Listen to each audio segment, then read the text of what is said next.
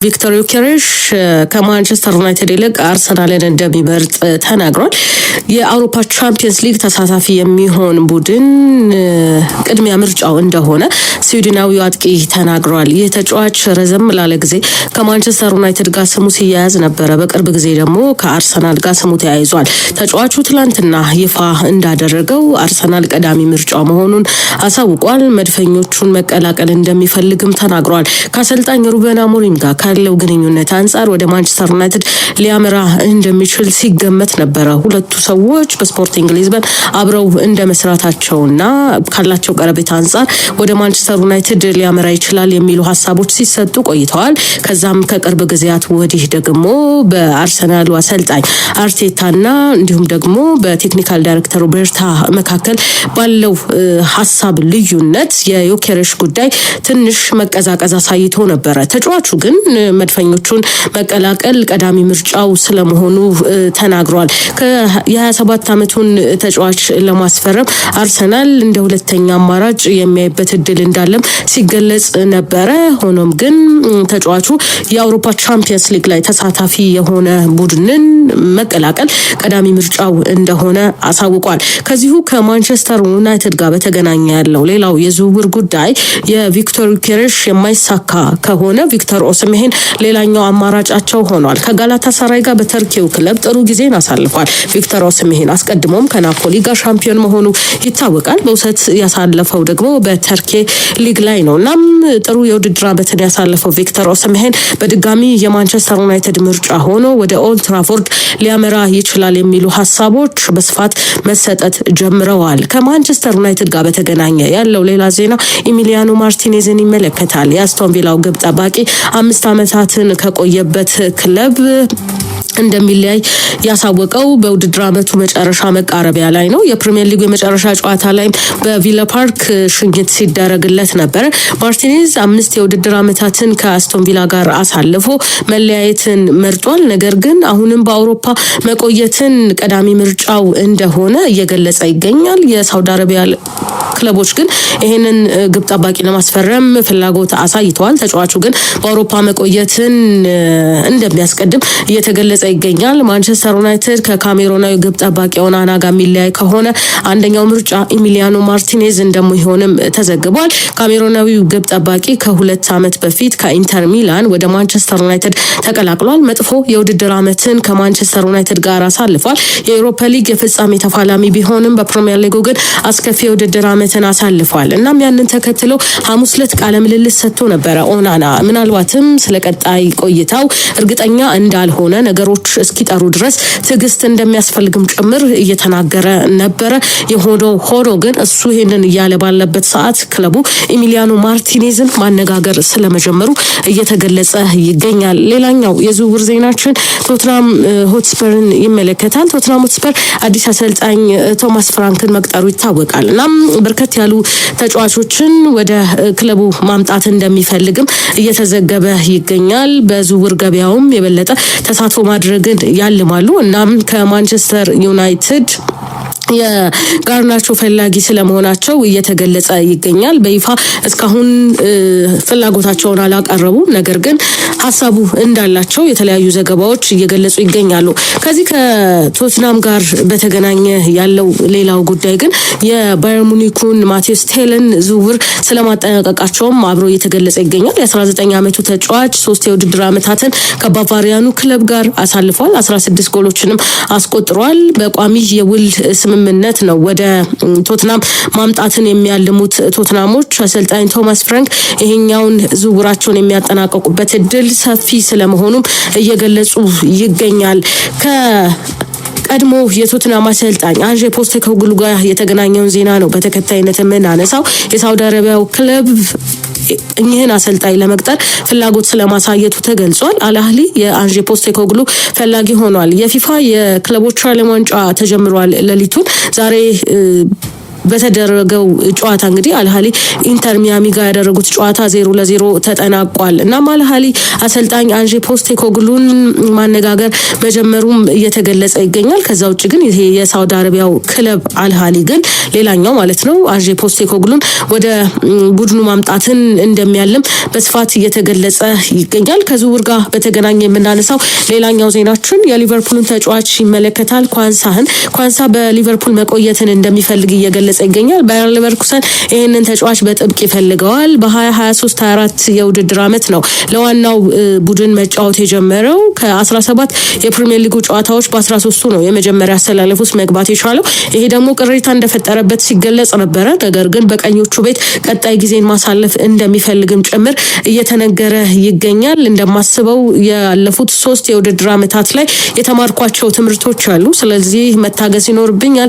በቀዮቹ ቤት አዲስ ታሪክን መስራት እፈልጋለሁ የሚል አስተያየቱን ሰጥቷል። የቡድን አጋሩ ሃርቬ ኤልዌት ግን በዚህ ጉዳይ አይስማማም። መልቀቅና ሌሎች አማራጮችን ጓደኛው ማየት እንዳለበት መክሮታል የሚሉ ሀሳቦች እየተነሱ ይገኛሉ። ይሄ የሊቨርፑል ደጋፊዎችን የሚያስደስት ዜና አለመሆኑም ጭምር ነው እየተገለጸ የሚገኘው።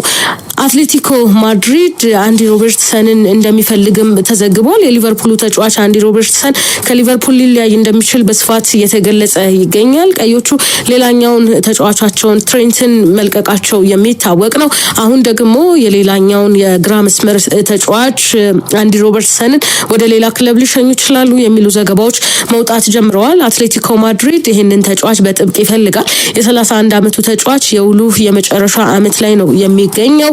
አትሌቲኮ በውድድር ዓመቱ እንግዲህ የግራ መስመር አማራጮቹ እንደጠበቡበት ይታሰባል። በእርግጥ በውድድር ዓመቱ ሪኔልዶን እና ሴዛር አዝፒሊኩዌታን ሲጠቀም ነበረ።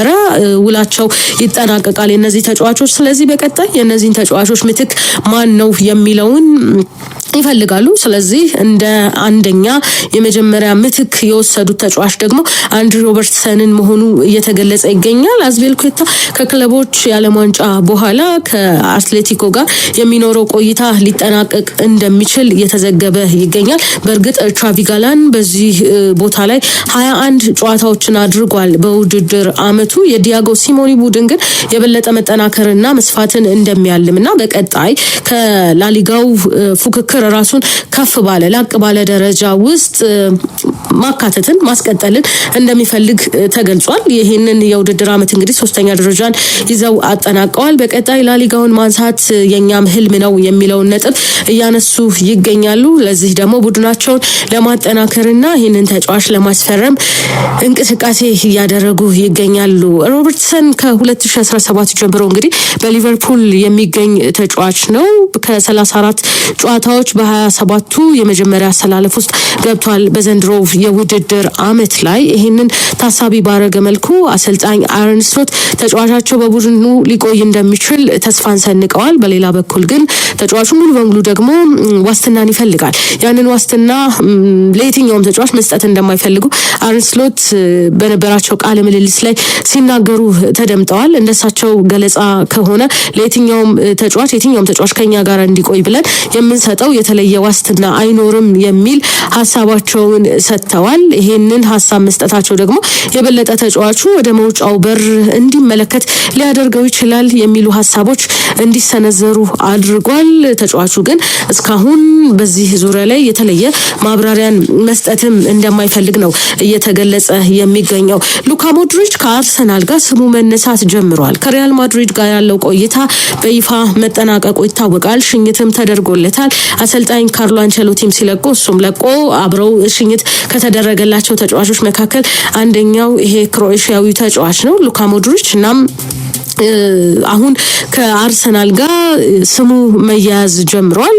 ምናልባትም ወደ እንግሊዝ ፕሪሚየር ሊግ የሚመለስ ከሆነ አርሰናል ይህንን ተጫዋች የማስፈረም ፍላጎት እንዳለው እየተዘገበ ይገኛል። በይፋዊ ማረጋገጫ ወይም ደግሞ ንግግር ስለመጀመራቸው የሚዘግቡ ጽሁፎች ግን የሉም።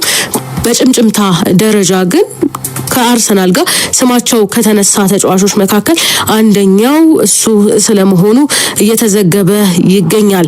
ሌላኛው የዝውውር ዜናችን የሚሆነው የአርሰናል ጉዳይ ላይ ስንቆይ የሲስኮን ጉዳይ ነው። ሲስኮን አርሰናል እሱ ላይ የሚያደርገው እንቅስቃሴ አጠናክሮ ሊቀጥል እንደሚችል እየተገለጸ ይገኛል። እስካሁን ግን በይፋ ይሄ ነው የሚል ማረጋገጫን አላገኘም ወይም አልሰጠም። ከዛ ሌላ ግን አርሰናል ሻሉ የሚባሉ ተጫዋቾችን እስከሚያገኝ ድረስ ወይም ለቡድኑ ይጠቅማል የሚሉትን ተጫዋች እስኪያገኙ ድረስ የዝውውር ገበያው ላይ ሊሳተፉ እንደሚችሉ አሰልጣኝ አርቴታ እየተናገረ ይገኛል።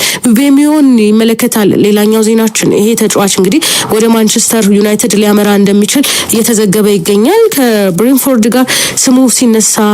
ከብሬንፎርድ ጋር የነበረው ተጫዋች ከማንቸስተር ዩናይትድ ጋር ስሙ በስፋት ሲነሳ ነበረ። አሁን ደግሞ ቶትናም ስፐርም እዚህ ዝውውር ላይ ጣልቃ ገብቷል። እናም የዝውውር ጉዳዩ የበለጠ አጓጊ ወይም ተጠባቂ እንዲሆን አድርጎታል የሚሉ መረጃዎች እየወጡ ይገኛሉ።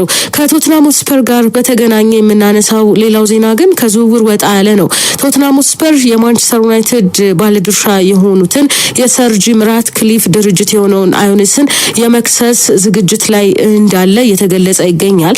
ምክንያቱም ደግሞ ድርጅቱ የአጋርነት ስምምነት ወይም የስፖንሰርሺፕ ስምምነትን ካደረገ በኋላ ያለ ሁለቱ አካላት ወይም ያለ ሁለቱ ወገኖች ፍቃድ ራሱን ከዚህ ስምምነት አውጥቷል።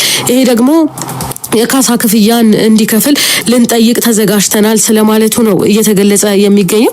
ቶትናም ስፐር ከአዮኒስ ጋር ወይም ከዚህ ድርጅት ጋር በተለያዩ የመኪና እቃዎች እንዲሁም አቅርቦቶች ጋር በተገናኘ የሚያመርትም ድርጅት ነው ይሄ ድርጅት። እናም 2022 ላይ የ5 ዓመት የውል ስምምነትን ይፈራረማል ቶትናም ስፐር።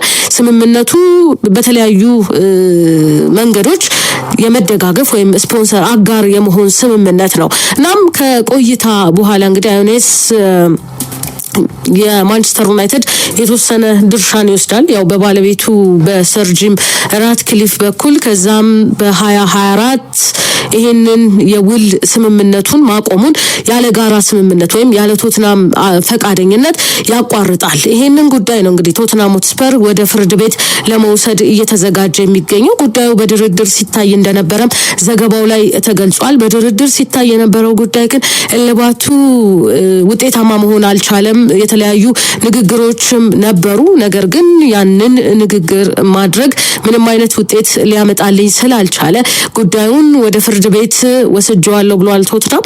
ይሄ ለሰር ጂም ራትክሊፍም ለማንቸስተር ዩናይትድም ጥሩ የሚባል ዜና አይሆንም። ምክንያቱም እንደ ሕጉ አግባብ ወይም ሁኔታዎች ተገልጸው አንቀጹና የተፈጠረው ነገር ምንድነው የሚለው ነገር አብሮ ታይቶ አንዳንድ መላምቶች ግምቶች ሲሰጡ ተጨማሪ ክፍያን ለቶትናም የካሳ ክፍያንም ጭምር የሚከፍልበት እድል ሊኖር እንደሚችል እየተገለጸ ይገኛል። ድርጅቱ በበኩሉ ለቶትናም ሆትስፐር ውሉን ማቋረጥ እንደሚፈልግ ስለመግለጹም ተዘግቧል። ነገር ግን ቶትናም ይሄኛው መግለጫ አልደረሰኝም፣ ስለዚህ ጉዳዩን ወደ ፍርድ ቤት ወስጄ እከታተላለሁ የሚል ማብራሪያን ስለመስጠቱ ነው እየተገለጸ የሚገኘው።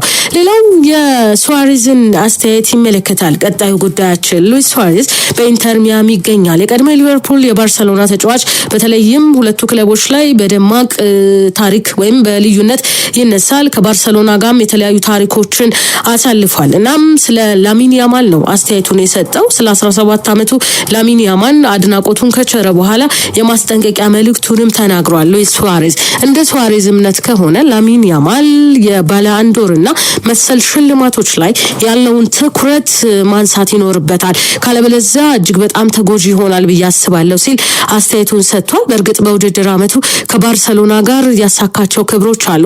የላሊጋ ዋንጫ፣ የኮፓ ዲለሬ እንዲሁም ደግሞ የአሸናፊዎች አሸናፊ የስፔን ዋንጫንም ጭምር ማሳካት ችሏል ከባርሰሎና ጋር። በአውሮፓ ቻምፒየንስ ሊግ በኢንተር ሚላን ተሸንፈው ለዋንጫ ከማለፍ ቀርተዋል። ይህ የላሚን ያማል የውድድር ዓመት ላይ በጣም በጥሩ ገጾች ከሚነሱ ነጥቦች መካከል ስኬቶቹም በደንብ ይነሳሉ።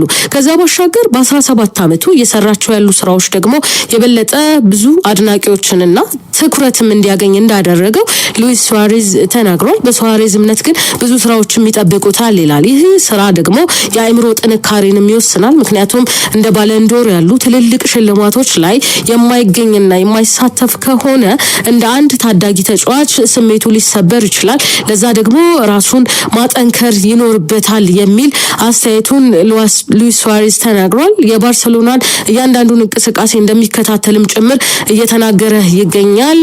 በዓለም ዋንጫ ላይ የዓለም የክለቦች ዋንጫ ላይ ከክለቡ ኢንተር ሚያሚ ጋር የሚገኘው ሉዊስ ሱዋሬዝ በላሚን ያማል ዙሪያ ላይ የሚሰጡ አስተያየቶችን አብዛኞቹ አንዳንዶቹ ስጋት አዘል መሆናቸውን በመጥፎ እንዳይመለከተውም ጭምር ምክሩን ለግሶታል። ምክንያቱም ገና 25-26 ላይ ስለደረሰ ወጣት አይደለም የምናወራው፣ ገና 17 ዓመት ላይ ስለቆመ ወጣት ነው እየተናገርን የምንገኘው። ስለዚህ ይሄንን ተጫዋች ደግሞ ማንም ሰው የመጠበቅ ኃላፊነት አለበት የሚል ሀሳቡን እየሰጠ ይገኛል። ሉዊስ ሱዋሬዝ ከላሚን ያማል ጋር በተገናኘ በሰጠው አስተያየቱ ላይ